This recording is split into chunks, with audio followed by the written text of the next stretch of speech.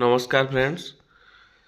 तो फ्रेंड्स आज आम आलोचना करवा जो सोलार सिस्टम रही आपणक जमी रे सोलार सिस्टम थ्रू रे नहीं कि आपणक जमी रे उठा जलसेचन करी केमिति आपण माने चाष करें।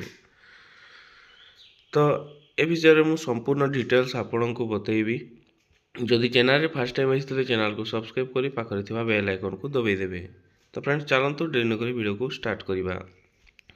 जो रही सोलार प्रकल्प सेठारे आपण देखंतु आपको मिनिमम 20,000 देवाक पड़ो जो आपण 20,000 देला परे आपण यही सोलार सिस्टम को अप्लाई करें। तो आपण जो 20,000 देदेवे 20,000 देला परे आपण को कौन मिल तो देखंतु आपण को गोटे 5 HP रो मोटर मिल जोटा कि आपणकर नदी रु पानी उठेब। ता सहित मिल आपण को देखंतु ए प्रकार जमती ब्लैक कलर जो नला अच्छी ये नलाटी को मिल आपण को 41 पीस मिल। ता सहित आपण को मिल सोलार पैनल मिल आपण को 15 टी जोटा कि प्रथम रु 15 टी मिलूला एवं किसी चेंज होते मुझे कहीपरि किंतु 15 टी मिनिमम आपण को सोलार पैनल मिल। ता सहित आपण को मिल देखंतु सोलार पैनल जो लगेबे तार स्टैंड मिल।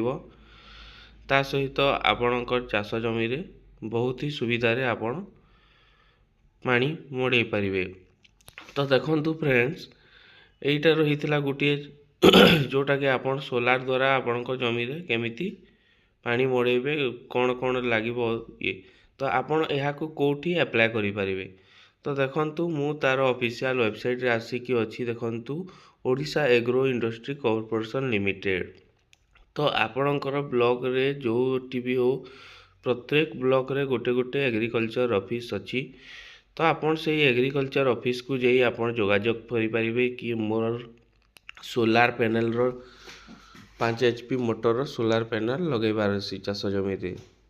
तो एठी गोटे मेन जिनस रही जोटा कि आपण ए सोलार पैनल मिनिमम आपण को 4 जन दरकार पड़िबो जोटा कि आपणकर पाखरे माने आपणक आखापाखा एरिया रे माने 4 जन आपण सोलार पैनल लगेबे आ सेठू आपण पानी उठेबे।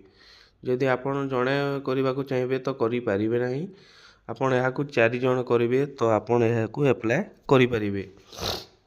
तो जदि आपण निजे जाइए आपण ब्लॉक ऑफिस रे बुझी पारिबे कि आपण टार्गेट अच्छी कि नहीं कौन सब बुझी पारिबे।